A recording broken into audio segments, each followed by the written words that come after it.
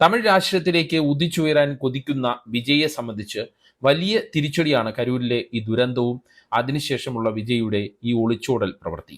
ദുരന്തത്തിന്റെ കാരണങ്ങളിലേക്ക് നമ്മൾ പോയാൽ 4 കാരണങ്ങൾ കൊണ്ട് ആണ് ദുരന്തമുണ്ടായത് എന്നുള്ള ഒരു പ്രാഥമിക നിഗമനത്തിലാണ് പോലീസ് സംവിധാനം എത്തിയിരിക്കുന്നത്. ഒന്ന്, വിജയ് കാരവാനിൽ ജനങ്ങളെ അഭിവാദ്യം ചെയ്തിരുന്ന ജനൽ അടച്ചത്. 2, നാമക്കലിൽ നിന്ന് കരൂരിലേക്ക് 100 കണക്കിന് ആരാധകർ വിജയുടെ വാഹനത്തെ പിന്തുടരുന്നത്. 3, സംഘാടകരുടെ തെറ്റായ ഒരു അനൗൺസ്മെന്റ്. 4, ജനക്കൂട്ടത്തിനിടയിലേക്ക് മരത്തിന്റെ ശിഖരം ഒടിഞ്ഞു വീണത്. കരൂരിൽ വിജയുടെ പ്രസംഗത്തിനിടെ 10 മിനിറ്റിനുള്ളിൽ തിക്കും തിരക്കും കൂടി അത് ദുരന്തമായി മാറിയെന്നാണ് ദൃക്സാക്ഷികൾ തന്നെ പറയുന്നത്.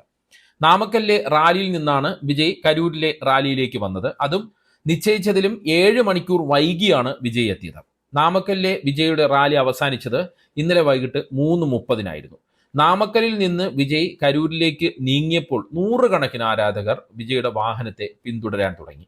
ജനങ്ങൾ വാഹനത്തെ പിന്തുടരുന്നത് തടയാൻ, ഒപ്പം നടനെ ജനങ്ങൾ കാണുന്നത് ഒഴിവാക്കാനും കാരവാനിലെ വശത്തെ ജനൽ അടച്ചു.